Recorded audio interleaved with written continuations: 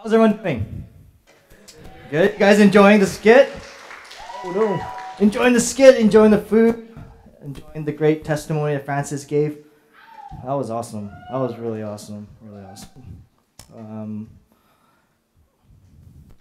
I'm glad you're here. I really am glad you're here. I don't know many of you. Probably some of you don't know who I am. My name is Doug. Doug. Yep. My name is Doug. And I go to this church and I look forward to Coffeehouse every single year. I look forward to seeing the skit, hearing the testimony, hearing the great music from the worship team, and I'm just really glad you're here. I can't express that. I can't express that any better than, well, I'm glad you're here. So, I don't know if this is your first time. If this is your first time, welcome. If this is your 10th time, welcome. If this is your 15th time, welcome. I don't know how long we've been doing this for, but a very, very long time, and I'm glad that you are here. I'm glad, like Fran said, I don't believe in coincidences. I don't believe that you guys are just here just because. I believe there is a purpose for that. And so I was saying, I don't know what's been going on in your mind. There's been a lot of different messages coming to you, and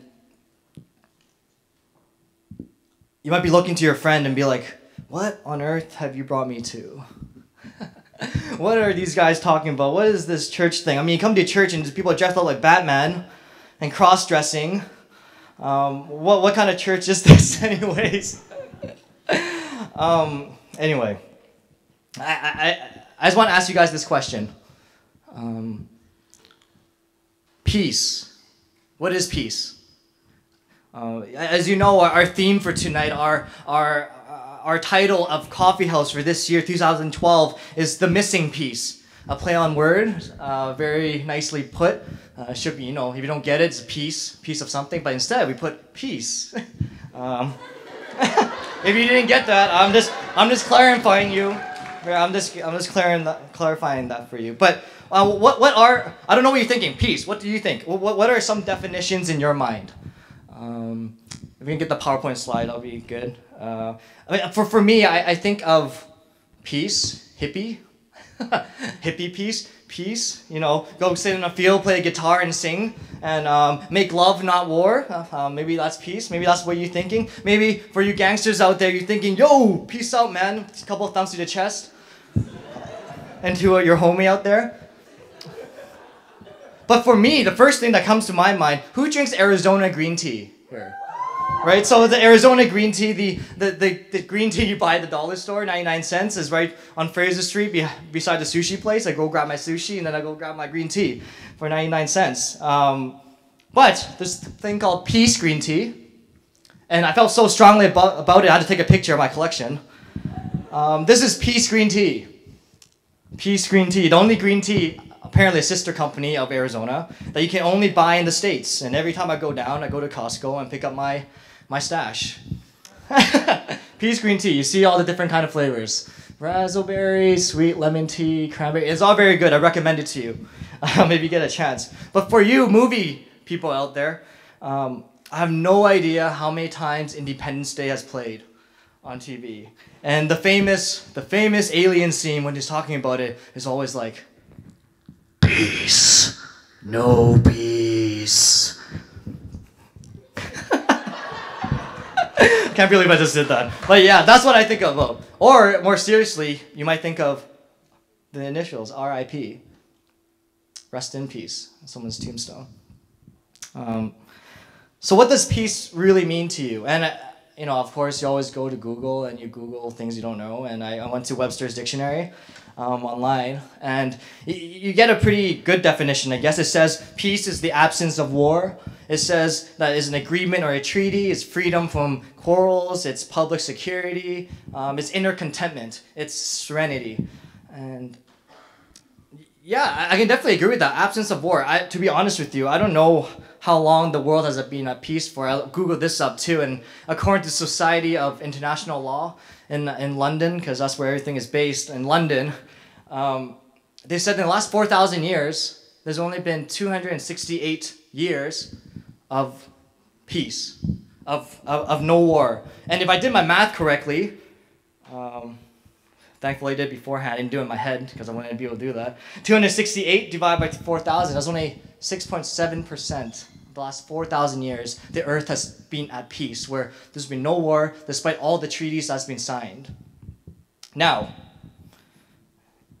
you guys might think, like I did, peace is a lot more than just this literal peace. This peace on the outside, this peace where you don't fight war. You know, we're in Vancouver. It's a pretty beautiful place. There's mountains for you to shred up the snow in when you're snowboarding. there's beaches for you to go on. There's fireworks to see. There's a lot of hikes and a lot of things to see in nature. And you're like, I walk out the street, I feel pretty safe. This is a pretty peaceful place. And I don't know what you're thinking, but I'm thinking, I don't know how people are doing, how their inner contentment is doing, how their serenity is, how they feel about themselves. And some of you know my wife, Jessica. She's a registered nurse, and she works in the emergency department out in Surrey Memorial. And as you can tell, in a hospital is rarely a happy thing that people are there. And you hear a lot of crazy stories, a lot of horror stories. And there's one story that came up time and time again, actually, for the last couple of years. There's a 14-year-old boy, 14 then, I think 3 years ago. And that's what I share with you. He was having a rough time. He's been coming in to the hospital with overdoses, with alcohol, excessive alcohol, and there's one time when he was 14 that they found him in a cold winter, stormy winter out in Surrey, and he was high. Was high on T3s. I don't know how he got a hold of those, but he was high on T3s, and they found him outside a church, outside a undercover area of a church, and they found him. And when they found him, they honestly didn't think he was going to survive the night. For you people that know anything, for you people that know about the human body and about anatomy, you know that the body temperature is supposed to be at 37 degrees. Thank you, Dr. Pai. 37 degrees. Well, when they found him, they brought him to the hospital. He was at 14.3. 14.3. And they're like, he's still breathing. He's still alive. Everything is shutting down, but he's still alive. So what did he do? Well, they're doing CPR. Not 1 hour, not for 2 hours. They did it for 5 hours of CPR on this boy. Normally, I'm told, I don't work in a hospital, but I'm told normally in ER after 1 hour, if it's not working, if you can't resuscitate, well, they shut it down because you can't do anything about it. But 5 hours, because like this 14-year-old boy, we have to save him. He's only 14. After 5 hours, and what happened is that in Surrey, they share a cardiologist, I guess, and they need to call on the cardiologist over in RCH, in Royal Columbian Hospital. Thank you, Jeff. Royal Columbian Hospital, and they couldn't even stabilize him. They couldn't get his heart, he couldn't get his body temperature up. They did massive warming to try to get it up, but his body was failing. But so what they did was they called on the cardiologist and brought him over. They taxied him over from Royal Columbian. That's how urgent it was. And when he was in a taxi, he was carrying I think it was called an ECMO. It stands for something, I have no idea what it stands for. But I just know that what it does is it takes blood out of your body, reoxygenates it, and then pumps it back in. So they kept this boy alive. Soon enough, he was stabilizing. Later in the evening, he was brought to ICU. And then he actually woke up later that night. Fully functional. So functional, so alive that the nurses actually had to hold him down because he was panicking and fighting. But yet, as miraculous as that is, for the last 3 years, he's been coming in time and time again without overdoses. Still drinking. And his family has shunned him because he's come out of the closet and his parents don't want anything to do with him. And he's feeling low. He's down there. He has no one to go to. And you would think someone like that would be happy to be alive after being saved. But we all know what could happen. On Wednesday, we all are familiar now with the story of Amanda Todd and the struggles that she's been through, or she went through now after committing suicide on Wednesday. After being a victim of cyberbullying, of bullying in school, being beat up. Yeah, she made some bad choices in life, but who hasn't? And we all know what happened to her. And as you watch the video, as you watch her flashing those cards and read that story, your heart just sinks and you feel the pain that she's going through. You can imagine the burning of her throat as she's drinking that bleach. You can kind of feel it on your skin as she's cutting herself too. And at the end, it hits you. She has a slide that says, "Does anybody care? Does anybody care about me?" 5 weeks go by, and now she's dead. And I'm just thinking, what if someone talked to her about this?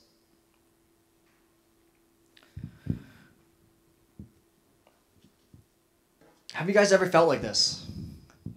Sure, I don't know your story. I don't know your struggles. I don't know what you've been going through. I don't know if you've ever thought about cutting your wrist. I don't know if it's as serious as that or you're addicted to anything. But what I do know is that we all have this void inside of us, this emptiness, this. There must be something greater than this, as in the skit was being said over and over and over again. There must be something in our lives. And this whole, and no matter what we fill it with, whether it be drugs, whether it be alcohol, whether it be whatever you want it to be, you can fill it in with whatever you want. You can, in this life, I've been raised up, and I always tell you, you know what? Do well in school. Is that a good thing? No, that's not a bad thing to do in school. Do well in school so you can do what? You get a good job. When you get a good job, you get a good career. You get a good career, you get a good husband, you get a good wife, and you get a good husband and good wife, and then what? You get a good family. You get a good family, and then what? You raise up good kids. You raise up good kids, and then you retire. You retire, and then what? Like, all these things I'm telling you is not... It's not a bad thing to pursue those things. But when those things consume you, they don't feel this void inside. You know, like these things we try to fill ourselves with a lot of times, it's superficial, it's materials, things that don't satisfy us, things that we can't hold on to. And these things pass away eventually. People disappoint you. You can lose things overnight. Businesses go down overnight. Things happen. Life happens.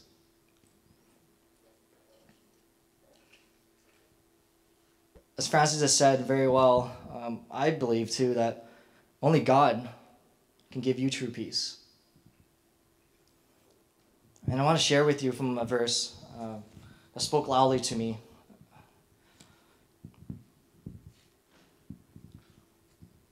It's from John 14. John 14, verse 27. And it says, "Peace I leave with you, my peace I give you. I do not give to you as the world gives. Do not let your hearts be troubled, and do not be afraid." Now you're reading this, we don't really know what's going on. This is Jesus talking. This is Jesus' promises to you. This is Jesus' promises to the disciples. And this is time when Jesus he's going on the way. He's predicting his death. He's going to die on the cross. And the disciples are like, what on earth is happening here? This guy I've been following for the last 3 years, now going to go die. And everything is hectic. And what does Jesus say? This is Jesus' promise. He says, "My peace I leave with you. My peace I give you." What is this peace that he is offering? He's saying that it's real, it's eternal, it's sincere, it's substantial, it stays. When I am gone, this is what I'm leaving with you. I don't have silver, I don't have gold, I don't have anything valuable that this world sees, but I have this peace to give you. This peace that resonates with you, this peace that stays with you. And you know what he says? He says, "Do not let your hearts be troubled." He's getting right in the matter of it. He's saying that if you take this peace, it'll transform you. It'll transform your heart. How many times have I been going through a bad time in my life, and people have talked to me and they try to reason with me. They try to be like, it's going to be okay. Things are going to be okay. You're going to be fine. You're going to make it through this time. It's not getting in through my heart. It's all my mind. You can reason your way out of anything in life, but it takes something substantial to change your heart.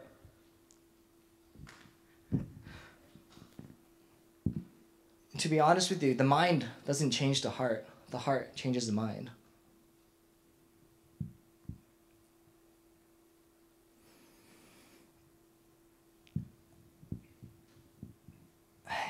And you know what the crazy thing is?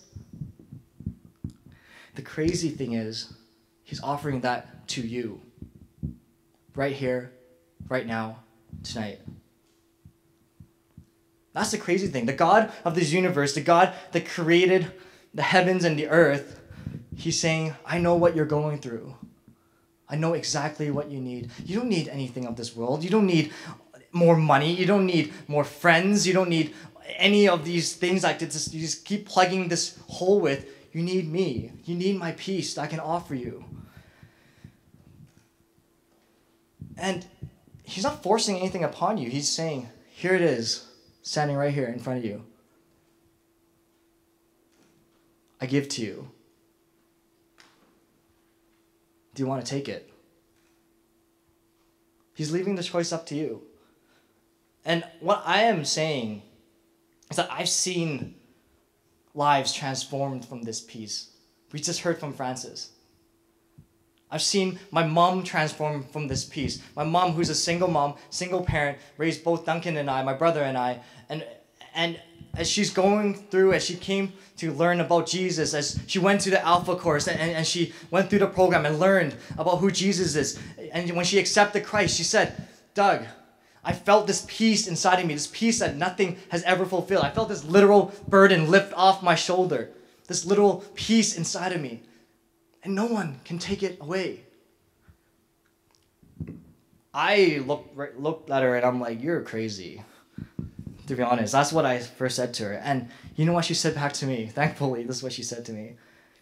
She was like, I want to give you a passage. And she told me to look up Matthew. Matthew chapter 7, verses 7 to 8. And she always uses the analogy because she knows I like food. And she always says, Doug, I found a really good steakhouse. A really, really good steakhouse. I can talk about it all I want. I can tell you how many times I've been there. I can tell you how juicy it is, the perfect spices, and all these kind of things. But until you go and try it yourself, you're not going to know how good that steak truly is. And I'm like, just like in that video, oh, you got me. in the skit, it's like, oh, you got me. And she's like, you know what? Jesus is waiting for you. He wants to know you. Are you ready? And do you want to know him? Are you ready to take this gift that he's offering to you? And if I read to you from Matthew 7 to 8, it says, ask, and it will be given to you. Seek, and you will find. Knock, and the door will be opened to you. For everyone who asks receives. He who seeks finds. To him who knocks, the door will be opened to you. So if you feel that urge, if you feel that tugging in your heart, if you feel that call, you feel that tug from God saying, you know what? There's got to be something to life more than this. There's got to be something to life more than this job, more than this life I've been given, and all these kind of things. I'm telling you, yeah, there is.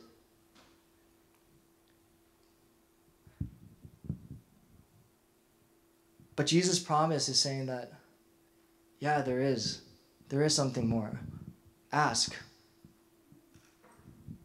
and there will be an answer for you. Seek with all your heart, and I won't disappoint. Knock on the door, and I will open myself. I am waiting for you. I'm waiting for you with open arms, with everything that you got, all your good times and all your bad times, everything you got. I'm ready for you. Now, are you ready to accept?